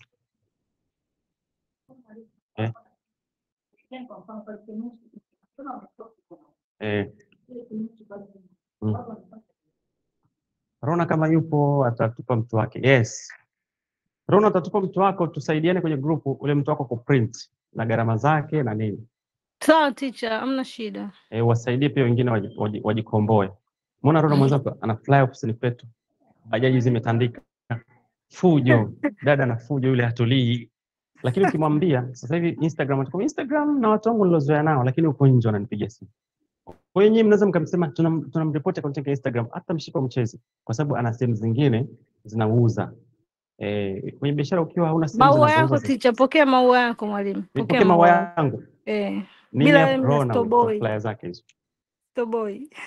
Alafu kingine jamani, katika hili darasa kuna watu wana adapt vitu haraka sana. Wewe niwape maua yenu leo. Wa kwanza nimependa movement, brother focus. Hongera sana. Huyu brother anafanya biashara zaidi ya 10 Kariakoo. Anauza accessories, red chain. Mkubwa tena anaanza kwa supply watu wengine pia kama mtaka kufanya biashara. Focus jewels. Lakini mwaka huu anafanya video content. Alafu anafanya kama alikuwepo. Yaani kuna mtu anafanya kama anaanza, yeye anafanya kama alikuwepo. Alafu mkuja na segment tofauti kabisa na story zake, story za focus. Yaani ana adapt haraka nini, anapenda mtu mwenye changes haraka. Ni rahisi kutrack ukuaji wake. Mwingine ni Amina. Amina ana adapt haraka sana. Yaani Amina hongera, ana adapt haraka. Kimwambia change anakifanya kazi hata kwa kiwango kidogo. Mwingine ni Rona. Rona jamani hapana. Rona anafujo. Rona kimwambia afanye kimoja anafanya mara 3. This is good. Sasa kutokana na hawa wengine wafuatiliane kwenye akaunti zao. Hii tuhamasishe na sisi tupige step. Lakini mtume username zenu jamani, tuone kwenye group. Lakini marketing Rona product. Marketing na wachungulia nyote, na last week nilikutolea mfano nikamuonyesha account yako. Mimi kila mali nawataja. Na mtu kaja jana mmoja, huyo mama alikuja jana hapa akawa machozi yanamtoka. Akaniambia, "Yaani hao wanafunzi naona wanakimbia." Na tukakuangalia wewe tena. Unajua mimi ninavyoangalia hii modulation ya masomo tulivyoiweka inaweza kawa adjusted kwa sababu naangalia uhitaji na nyinyi mmekwama. Kwa hiyo mpaka sasa hivi nachoona ili la bajaji mmelizembea, mmekuwa comfortable na biashara za mtandaoni. Guys, biashara mtandaoni 40% ni mtandaoni, 60% offline. Nikupe mfano. Wateja wa Tanzania wanaishia mtandaoni, wanakupigia simu mkutane nao muongee, si ndio? Wanakutoa mtandao kuleta offline. So biashara lazima ujifunze kuifanya offline na online.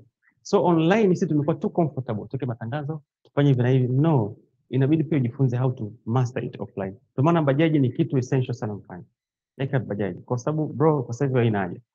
Ila mtu anauza bidhaa, anatoa huduma, bajaji muhimu sana. Ila kama you have budget, it's good. Imagine ukutana na bajaji imeandikwa pale hivi. Nikutulizie, pambia sheria yako na saxophone. It makes curious like this thing able anapiga. Kwa hiyo bajaji muhimu sana kufanya. Lakini pia printed materials kama huyu unaona flyer. Flyer za Rona ziko hapa. Akienda kwenye simu za watu wanaowajua anaziprint anaziweka kule. Kwa hiyo unajikuta hata kama usome mtu online, you can take this and look. Tuguse sehemu nyingi sana. So faster kwenye bajaji tu. Yeah.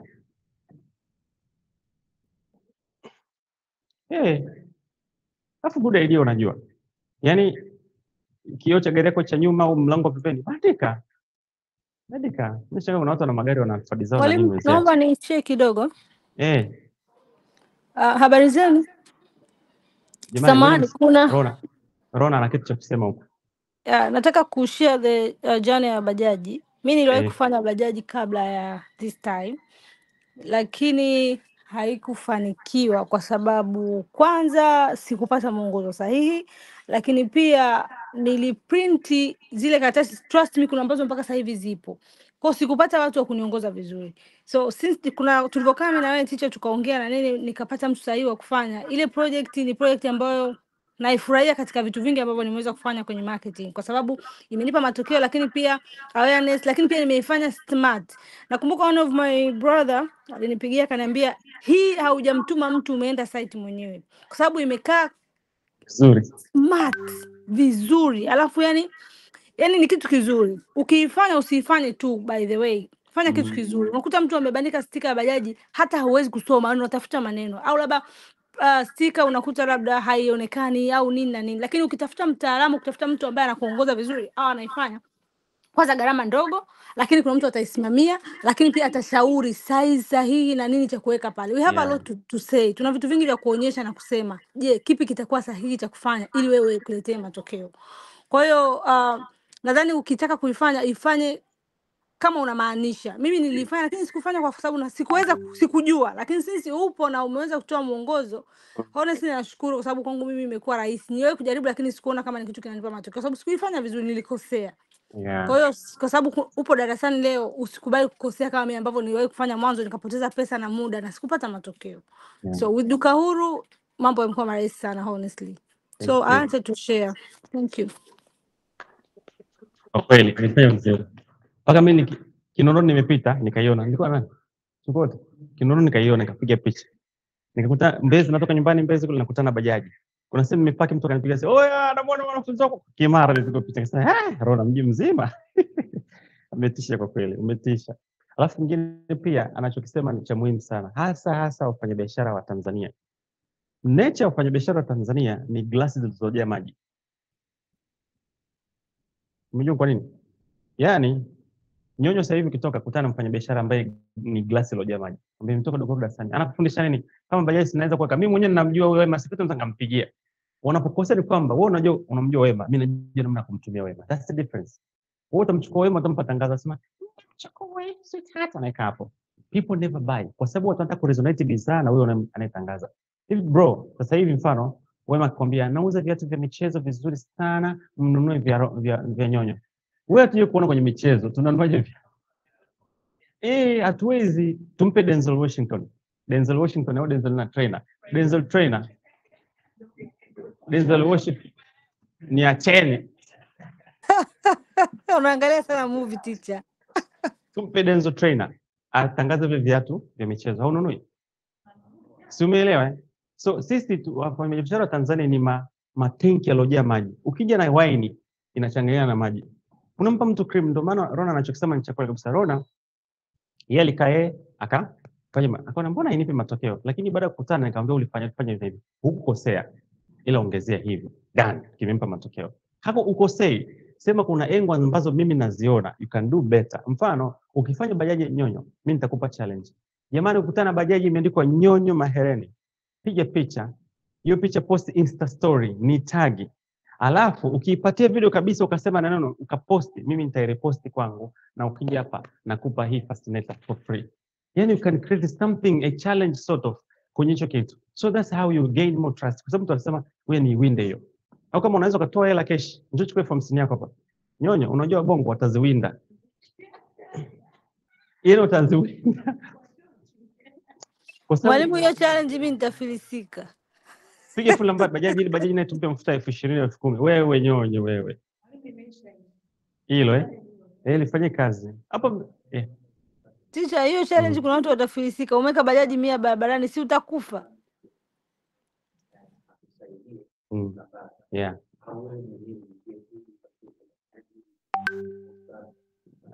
Okay. Tanzania sasa hivi kuna mawakala wa kila kitu. Kuna dada mmoja ana bajaji za nchi nzima. Unampa kazi tu, unakwambia unataka za wapi ngadi gani? Au unaweza kufanya kwa njia ya Rona. Kwa sababu pia iko kwenye program na sisi. Yeye atatupa njia yake aliyofanya. Japo mimi na mtu ambaye anaona kama kazi ile GSM hii makapeti ile Amal Carpet. Ile ilikuwa ni kubwa, kwa tulitafuta ile dada. Yule dada anamwambia unataka bajaji mkoa gani, mita gani unamtajia tu. Anakupa bei kila bajaji 30 kila wiki. Na kila mwezi au kila mwezi 20. Sawa. Print naye. Leta sticker yako inabaki. Automatic inabandikwa. Ina print na bandikwa. Done. Lakini normally ili iende vizuri kama Rona alivyoshauri, mara ya kwanza nenda mwenyewe kisha mbandiko vizuri, nikaa research, chukua video. Yaani hakikisha kitu cha kwanza siku zote kiangalie ili kizuri. Baadaye sasa ukishakomaa unaona hili Mwalimu, Naam. mimi sijaenda, alifanya yule dada. She's so smart. Mimi So sijaenda. smart. Si Alifanya yule dada. Mimi nimeshare zote option mbili. Huyo dada ni akisema ndo ni wake. Yaani ni Tanzania nzima anazifanya. Na ni smart, anajua namna kufanya uzuri. Na anajua yeye kufanya hizo road show advertisement. Ukimwambia tu unataka Mbweni ataipeleka bajaji. Yaani anafanya vizuri, akishabandika anakutumia picha zote ambazo umekubaliana naye. Nitashare namba kwenye group wataiona. Yule dada. Sasa kuchekesha kitu sana hapa. Watu wana huduma nzuri na vitu nzuri. Hawako mtandaoni. Unaweza kutampost labda picha yake na mtoto wake. Ndio maana biashara ni network. Kuna watu unaweza kutafuta mtu anayekupa kibali cha labda cha visa labda ya kwenda Korea. Alafu kila siku mnatokanana kule mtandaoni. Haumjui ni nani. Baada ya kumwambia ndio huyo hapo, akasema huyo wewe. Rona. Ushavuruga. Sasa unaweza kufanya Mungu asikumbuke. Kumbe anakumbuka, anakuchora, atakwambia sawa nitakupa. Kwa hiyo sometimes dada mwenyewe alivyo. Yaani ni namba tu. Unampa namba, tunakubaliana, yeye anafanya ile kazi nzima. Ukitaka kwenda labda kuzinini, yeye atakutumia ile picha, utasoma kila kitu. Nitashare namba yake leo. Ile fanyeni la bajaji. Alafu pia hii jamani iwe challenge kwetu wote. Personally, mimi nimewambia hivi, hizi gear nauza kawaida. Tunaziuza sisi. Lakini tunatengeneza product ambayo itakuwa specifically ni ya duka hili. Yaani mfano let's say TVC Hisense. Sasa tuko na bidhaa kabisa, yani kwa sababu lazima mna huduma na bidhaa. Na sasa tunafuatilia barua ya wizara kabisa ili iwe ni institute. Kiwe ni chuo. Kwa hiyo tuna chuo, kuna product services na tuna product business na service business. Hiyo ni ukitaka sasa kuenjoy biashara, that's how we do. That's the top level of business. Ambaye hapa kama last week unakumbuka mliambia ndo nini? Yes. Unakuwa maintain ecosystem. Yaani ukiweza hivyo vitu vyote, wewe ndo umeishika za ecosystem ya biashara. Biashara inataka ecosystem. Ecosystem ni kwamba from uzalishaji, upakiji, uuzaji, kila kitu ni wewe.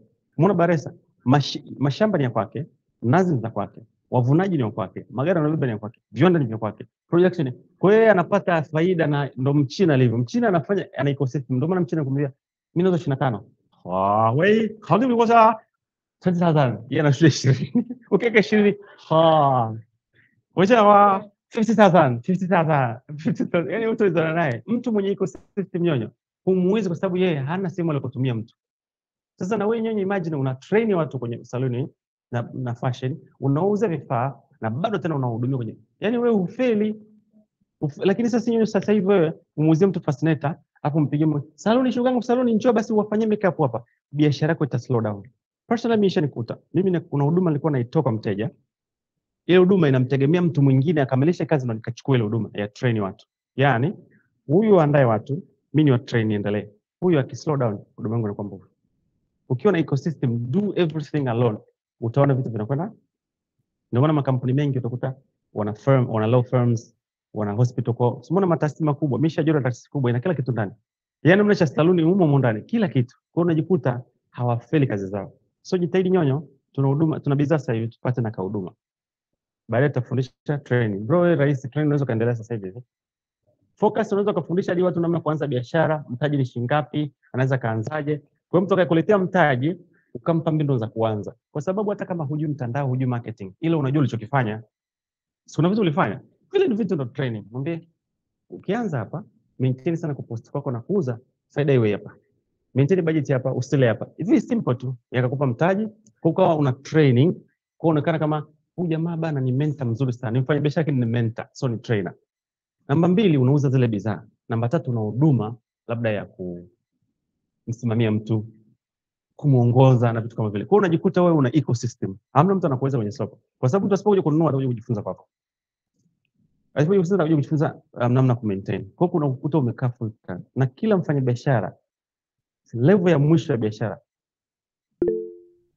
training ndio level ya mwisho ya biashara. Ndio maana unafanya biashara ukishakuwa milionea tu. Tumemwalika Nyonyo mgeni rasmi, atatuambia lazima utazungumza. Mimi siwezi kuongea mbele, utakuwa public speaker tu. Kila mfanya biashara mwisho wa siku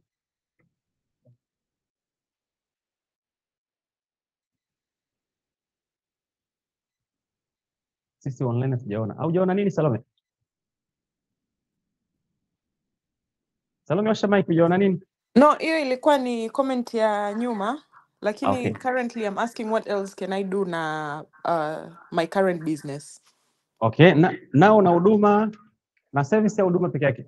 I mean una bidhaa na service au Sasa hivi nauza tu blouses hizo. blouse? Yes. Okay, basi sasa hivi what we can do is tuta list. Tutakuwa stage ya kwanza ya kulist vitu. Tuta list every possible service business you can do. Okay. Na ambayo tunaweza kufanya kweli in terms of mtaji na uwezo wetu. Okay. Then either ni online, either tutafungua eneo, lakini we need to show people kwamba tunafanya na hiyo huduma. Alafu kasha tukishapatia tutaona sasa how much we invest on it. Tuweke nguvu kubwa, hela nyingi au nini. Lakini for now tuanze kulist kwanza. Tutasaidiana kwenye grupu na tukiwa tunakutana zile tutakuwa tunasaidiana. Sawa. Yeah. Level ya mwisho ya biashara tumesema ni training. Yaani hata kama ukifanya uje kuongea bro, iko siku utaalikwa, taambiwa tumekutana jamani na Duka Huru, karibu sana, ni seminar leo, nataka ongea kama mgeni rasmi. Wewe si mfanya biashara hata kuzungumza, utapewa mic utaanza ni fake kuona. Ndio maana lazima uanze mapema kujitrain that level.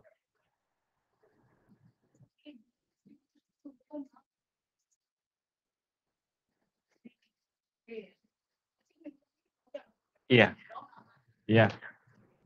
No train, ndo maana hizi topic anatumia Samsoni.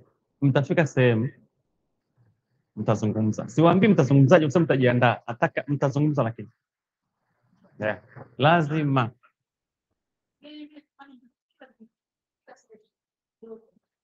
Nakwambia hivi, Nyonyo. Nyonyo, hapa Nyonyo. Sikiliza Nyonyo, hapo utanipumbaza. Labda nikuibie siri, maana unahangaika, unataka tu nikwambie ukweli. Mimi nina wabia ambao wananialika kwenye hizi indoor seminars na trainings. Mara nyingi sana. Mimi nikiendaga sina menti wangu yote ambaye anaweza kuniwakilisha pale. Wengi wako busy washapata hela. Ndio nilikuwa naomba mwanzo saa zile wa Tanzania tuna shida sana.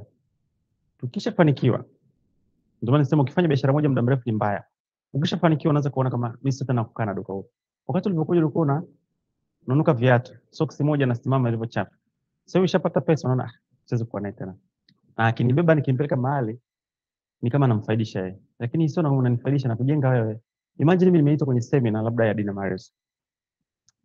Hata kama sio seminar au training mfano. Kwa sababu Dina maana ile kundi cha kina mama ku train. Nikafika pale ningesema habari sasa mambo kwa mkopo haya. Leo tuko na Nyonyo. Nyonyo atafundisha unawezaje kupambana na uoga mpaka unaweza kurekodi vile. Wewe ukifika pale Nyonyo hautafanya kama ukiwa hapa. Unataka kuanzishia hapa, wewe pole sana. Nakupeleka kule. Loa miguu maji tuone. Kwa hiyo ukienda pale sasa Nyonyo tuanza kwambia jamani mimi nilivyoanza ilikuwa tough lakini kwa hiyo pale naanza kuexpose to the public. Ndio maana program ya mwaka kazi yake ni kukufundisha kisha uanze kupractice. Ndio maana practice hatufanyi hapa Amina, hatufanyi hapa eti tuko wote, hapana, tutabebana kwenye seminar hizo mnazoziona guys. Utaanza kuona Mungu unaongea nini hapa. Lakini nitasema jamani, kwa sababu unaona nikwambia kitu. Madam hapo anaweza kuwa content creator mzuri wa masuala ya fitness. Na akawa social media coach wa how to do a fitness business. Sijui kwa nini Tanzania tujui maana niching down.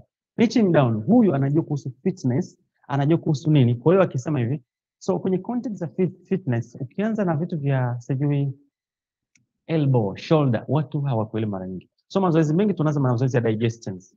Kwa hiyo tunaanza kukaa, kutengeneza toilet bloating na nini. Ni rahisi kwa sababu mimi najua kufundisha digital marketing ila sijui steps. Anajua steps. You see the difference? Wewe unaweza kuwa social media coach mzuri sana kwenye how to do business fascinator. Ndio maana Ulaya kila mtu anapata hela. Mimi Nyonyo nataka uwe social media coach kwa upande wa fascinator. Nataka focus au social media coach upande wa accessories. Yeye ndo anajua changamoto za accessories. Kwa hiyo anaweza kuwa trainer mzuri sana wa namna gani una post accessories. Umeelewa tofauti? Sasa sisi Africa tunasema Duka Huru na social media. No, na wewe ni social media coach, wewe biashara unaifanya. Be a good trainer. Unafanyaje biashara una maintain? Je, hizi compliance za serikali zikoje? Mimi nalipa SDL, mimi nalipa PAYE, nafanya monthly returns. Ni muhimu. Je, ni muhimu kuwa na kampuni? Je, zile vitu unakuwa business coach mzuri kwenye ile field yako. Ndio maana wakisema tuna seminar ya wakulima, wanamtafuta mtu anayefanya kilimo. Umeelewa?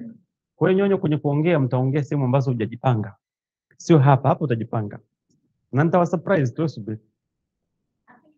Hapana.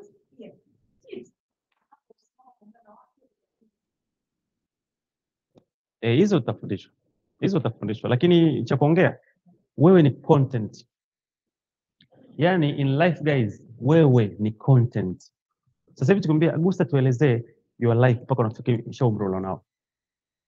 Mimi kuna kipindi atakupa masomo, mistake and everything. Sisi tunapotakaga kutaka kuzungumza mbele za watu tunataka story mpya. No, your story is good enough.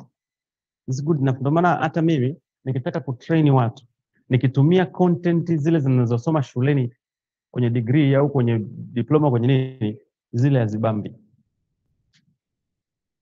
Ila nikizungumza bana support system, sisi hatusupportiwi na mtu. Ukigeuka nyuma wanakuangalia unafanya vipi tayari.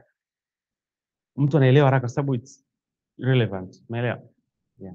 So tutafanya, lakini hii ya muhimu ya bajaji ya muhimu. Bajaji tutashare namba leo jamani. Mwanze kuwasiliana na dada.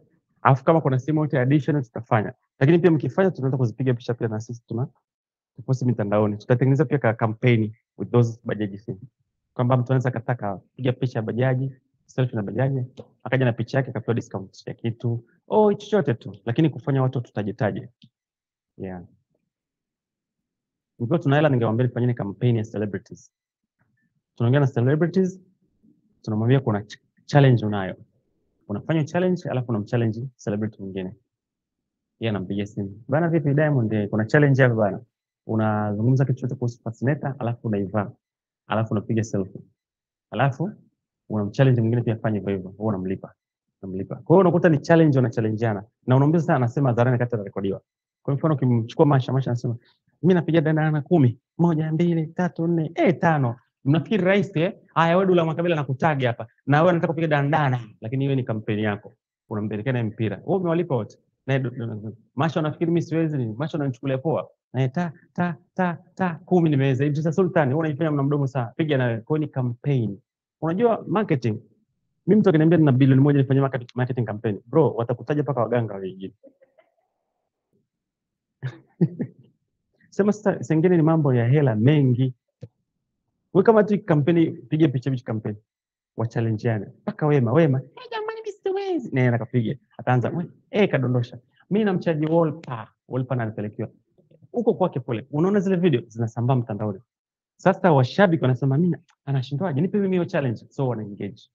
Wakiengage mwisho wa siku sisi ndo tunashiriki kwenye account yetu. Kwa hiyo zina drive more engagement na more awareness. Then tuna introduce tunachokitaka. Kama vile. So kuna a lot of campaigns, sama nyingi ni hela. Muhimu. Bro, kiseto hapa. Pesa utapata. Lakini it will take 15 years. But if you easy. Pesa zipo kwenye biashara. Sema fanya. Ndio. Kutoboa bro, biashara moja itakupa hela utakuwa vizuri, lakini wateja wanaanza kuchoka.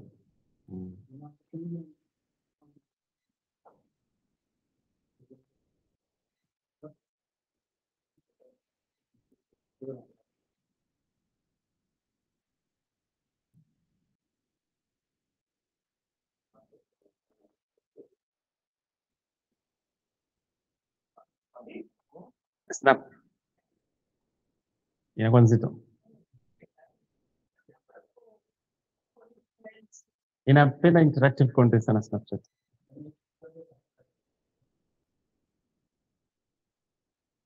Yaani kama vile selfie planning. Yaani as you go. To go content. Yeah, zaidi. Yes. Sana. Ndio maana mwanzo naweza kufundisha to go content. Kwa sababu most platforms zinataka to go content. Yaani content rahisi. Snapchat.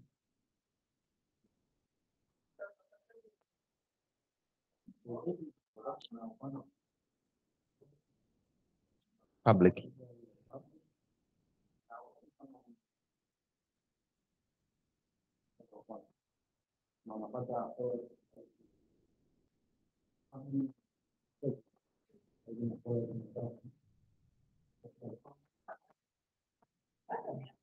Sasa unajua mitandao inataka consistency. wanakuja. Zamani wakati tunaanza mtandao tulikuwa tunasema 30-day content challenge. Yaani kila siku content unatoka. Mtandao unataka tu consistency bas. Hivyo tu. Unafikiri kuna kitu smart? Consistent. Utasema inabidi ni edit inaonekana baba uhitaji kuonekana wewe chukua tu sasa. Post.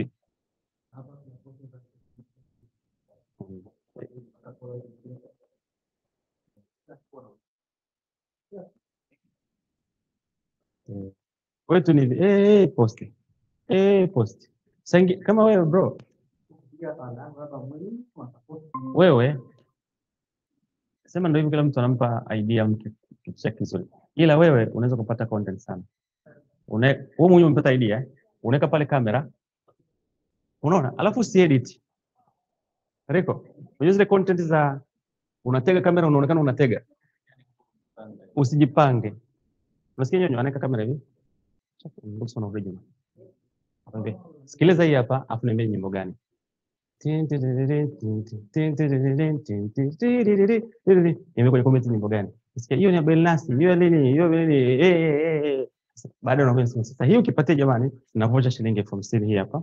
Nipatia. Unapiga sasa basi nenda. Unapiga hivyo. Bro, kuna yule jamaa alipiga saksa. Nyimbo sio ya Diamond sio ya nani? Yule jamaa yuko busy aje kuishi nchini kwao tena. Ni anazurura tu. Sio unamjua? Alipiga nani ile ilikuwa ya Diamond bwana ile ya. Alipiga tu hiyo, naitwa bwana nimemsahau jina. Alipiga tu hiyo bro, hajawahi kutulia. Sonchi mzungu. So imagine ngoma moja tu ilienda everywhere. Wewe kuna watu wanapenda nyimbo fulani. Nyonyo unapenda nyimbo gani ya Tanzania?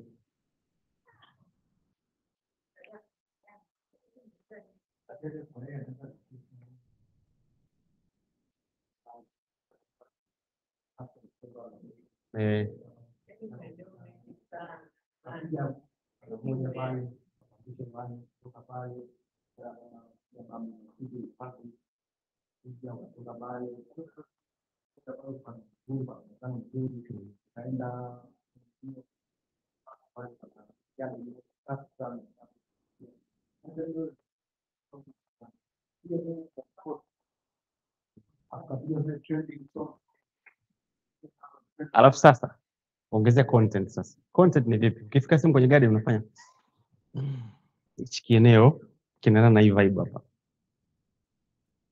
Kwa mtu anasema ila kweli jamani hichi kieneo kinaendana na vibe. Yaani nyonyo raha naona ndio tabasamu kabisa. Bro, do it. Alafu yes.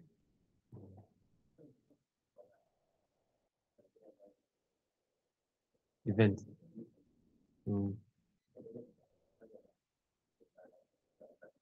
Yeah.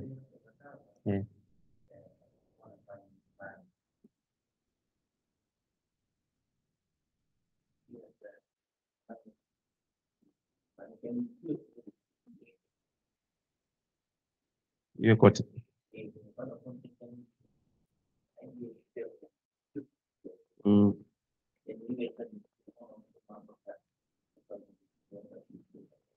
Yes.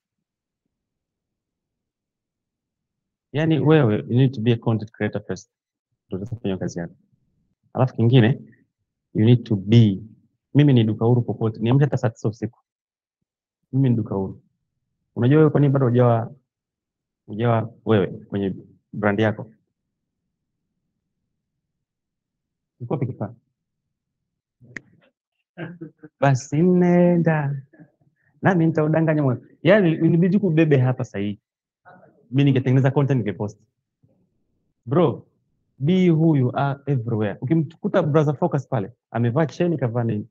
Ngombe nauza hizo zote. Hata kama apende lakini this is me, this is my brand now. Mtu akiangalia anajua accessories. Sasa una accessory hata moja. Wewe jeje na kifaa.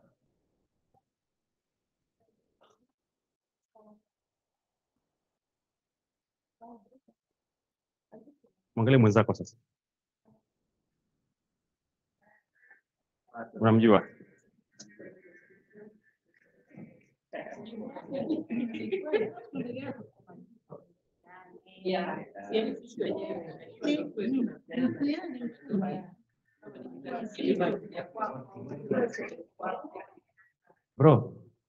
Bro, be your brand first before hujapata hela.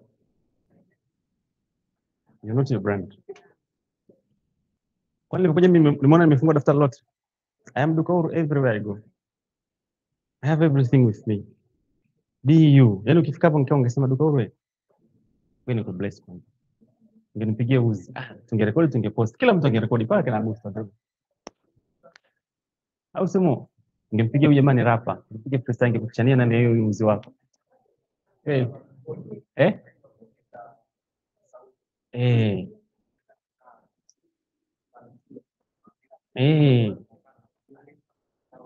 Imba.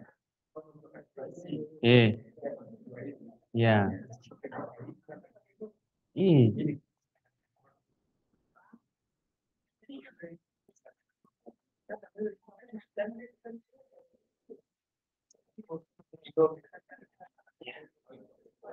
Unaweza kufika sehemu watu waimbaji ni wengi. Ukatengeneza nani? Ukafanya tu. Bana wewe kama ni muimbaji nataka urepost content uimbie ndani ya HP hapa.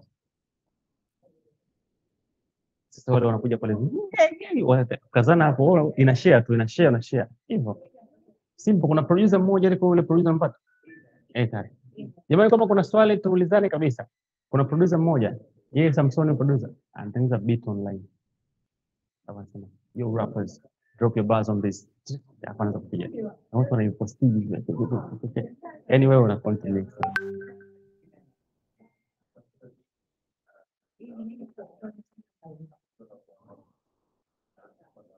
Yeah. Creativity ni kitu kinafanya vizuri sana.